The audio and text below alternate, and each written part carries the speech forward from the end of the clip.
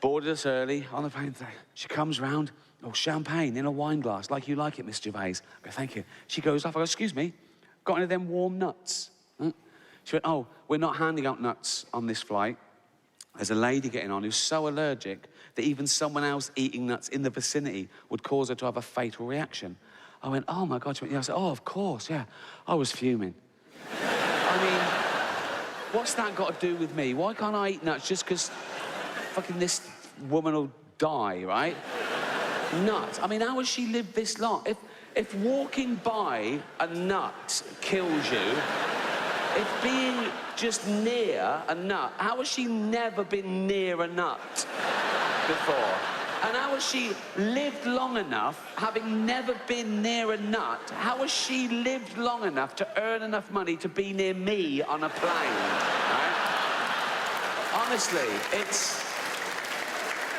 And if being near a nut kills you, do we really want that in the gene pool? I mean, I've never wanted nuts more. I felt that she was infringing on my human right to eat nuts, right? And this is how spoiled I am, okay? I actually had this thought. I thought, oh, no, I wish I'd bought my own nuts on, right? And I thought that for about a second. I thought, oh, no, that wouldn't work, because she'd get on, right? She'd start going, oh, blowing up like a frog, right? And die, right? And then someone would go, Ricky Gervais brought his own nuts on, right? You know, right?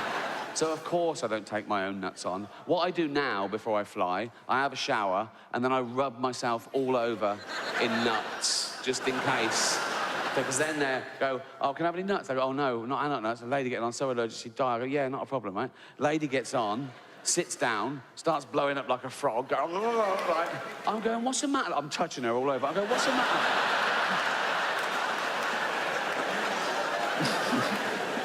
What's the matter, love? And she goes, oh, nuts, right? And dies, and I go, who's been eating nuts? I get off scot-free. So I got to America, I went on a chat show, right? The Tonight Show with Jimmy Fallon, right? And I told that story, the whole thing, right? And went well, audience laughed, great, went out, fine. Next day on Twitter, outrage. And by outrage, I literally mean one person going, how dare you, right? This woman had seen that she was like, I saw you on Jimmy Fallon, it was disgusting, making fun of nut, and my daughter's nut intolerant, how dare you, children die. Oh my God, who's this woman? And she's tweeted me about 15 times. She starts atting NBC and Jimmy Fallon. I'm going, why is she stirring up trouble? How many followers? 23, ignore it, don't worry about it, right? And you know when you're being told off and they use your own silly words against you, like a teacher going, what, you find so-and-so funny? And because the teacher's really angry, right? Yes, you do find that thing funny, whatever they... She said, would you find it funny if my daughter blew up like a frog? Yeah, because you're saying that, yes. If you said that at the funeral, I would, yes, yeah. So, right, and then someone else gets involved, Ohio Mums Against Nuts, right? And she does a blog, right, and they're talking to each other, and she puts me in her blog about how disgusting I am, how many children die, and all this sort of stuff. One of them even filmed her little girl, right, and put it on YouTube and sent me the link, and I opened the link. It was a sweet little girl, about 7 years old, and she just went, Dear Miss Gervais, I have a fatal nut allergy. Delete. Not my problem, right? Ignore, right? But then one of them said something that reeled me in. Just because I'm this self-professed Twitter police, right? Try and explain to someone every day what freedom of speech means, particularly in the context of comedy, and particularly in the context of a joke, that a joke about a bad thing isn't as bad as the bad thing. It's not even necessarily condoning the bad thing. It could be anti the bad thing. It depends on the actual joke. And this woman said, you should never make jokes about food allergies. I should have left it, right? I sent back, I make jokes about AIDS, cancer, famine, and the Holocaust, right? And you're telling me I should never joke about food allergies. She sent back, yes, but the Holocaust didn't kill children. Well, it did, didn't it? It was horrible, the Holocaust. Some would say as bad as food allergies. Didn't kill children. Jesus. It did kill children. Oh my God, Hitler killed 12 million people, many of them children. Hitler, I've just got to say, Hitler, you couldn't make him up. He is the worst human being to ever walk the face of the earth. He's a crazy, evil, racist, narcissistic serial killer. Just terrible. But if I was throwing a dinner party and I'd been slaving all day over a hot stove, right? And I was getting everything ready, right? And there was one place left, and I had to either invite Hitler or that little girl with food allergies.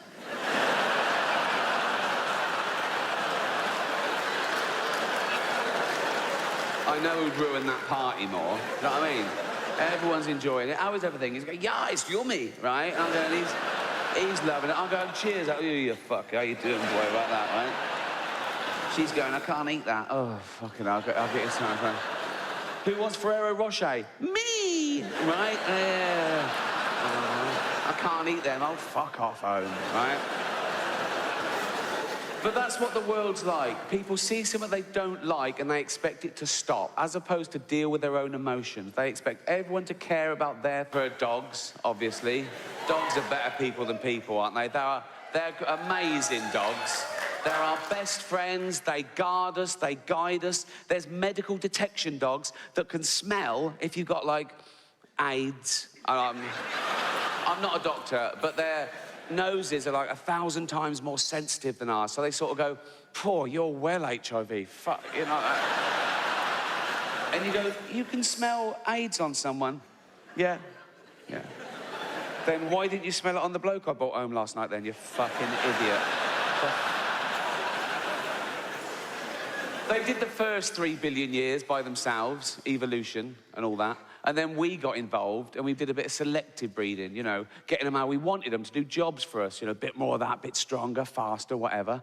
And they're great at the jobs they're bred to do, and they love the job they're bred to do because they're genetically hardwired to love that behaviour anyway. Although the Rhodesian Ridgeback was bred to hunt lions, and I can't help but think that was a little bit of a shock to it when it found out. So we did all the breeding, all the different pedigrees, all thousands, all the miles around, a big passing out parade. There's a bloke in a square with a white coat and a clipboard, and he goes, right, dogs. And they all go, what? Who wants to know what jobs they've got? We all do. Right. Okay, Labradors. Yeah? Do you like carefully bringing back dead ducks? Yeah. That's your job. Amazing. That is amazing. That is my favourite job. That is my favourite job. Jack Russells. Yeah. Do you like shooting down rabbit holes after... Yeah. That's your job. Fucking hell. Best day ever. Best day ever. Miniature poodles. Yeah. Do you like being carried around by elderly homosexuals? Yeah. That's your job. That's your job.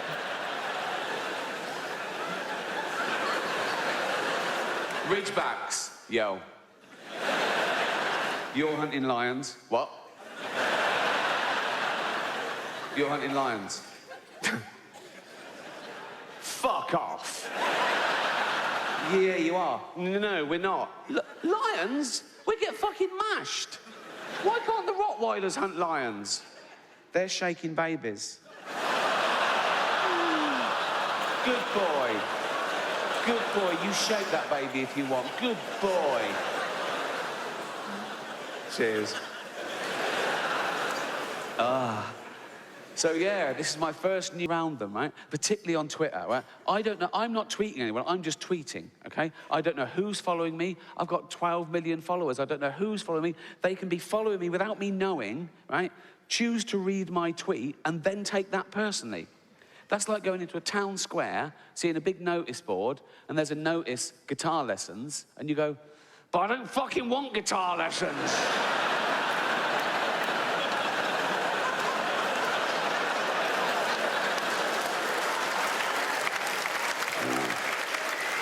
What's this?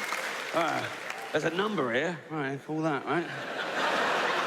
Are you giving me guitar lessons? Yeah. I don't fucking want any. Fine, it's not for you then. Just walk away. Don't worry about it. I should say one thing in Twitter's defense. I mean, I use it as a marketing tool and for fun, like everyone else, right? But one great thing about Twitter, for me personally, I'm very into sort of anti-animal cruelty. And years ago, it would take ages to get 100,000 signatures on a, a petition standing outside Tesco's or something, right? And that's the magic number, because then it gets heard, in Parliament. And I've been part of many campaigns through Twitter that we've got 100,000 signatures in days, maybe, and the law's been changed. So thank you to anyone who's ever retweeted anything to do with animal cruelty, because it really makes a difference. So thank you.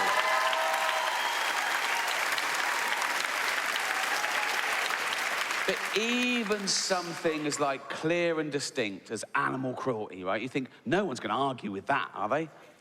Yes, they will, right? They just want to be heard, right? I'll tweet something about a bull being tortured in a bull ring, right, for entertainment, and I say ban bullfighting. Someone always says, "What about the kids in Syria?" What? Well, I'm not giving you a choice. I'm not... you can do both. I'm not saying throw that kid back in the hole, there's a bull here, right? You can... And there's one thing that I didn't want in my head, but it exists, so we got to deal with it now, that I found out through Twitter. There's a thing called the Yulin Dog Meat Festival in China every year, and it's horrendous. And we send people with money to buy the dogs to bring them back, but it's a drop in the ocean. They eat tens of thousands over this weekend. And I tweet the details why it's so horrendous in a petition. People don't really read it. It's a knee-jerk. People say, racist. I go, what?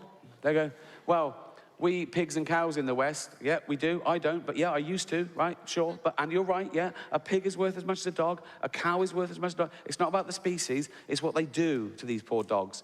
And what they do is they torture the dogs first because they think it makes the meat taste better. They beat them. They blowtorch them. They even skin them alive. And I saw this picture on Twitter of this opening of this ceremony. These two guys in this Chinese square, and they're skinning this dog alive, and it's screaming, and they're laughing. I thought, that's the worst thing I've ever seen. Can I tweet that? I thought, yeah, I've got to. So I tweeted the picture with a petition, and I just said, one beautiful creature and two ugly cunts skinning it alive, right?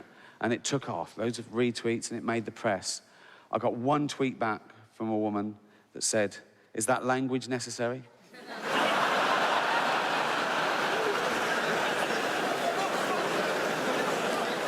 I should have left it, right? But I was incensed. I said, you're more offended by a word than by an animal being tortured to death. She said, I just hate the C word. I definitely should have left it. I sent back, people who hate the C word would hear it a lot less if they didn't go around acting like such cunts.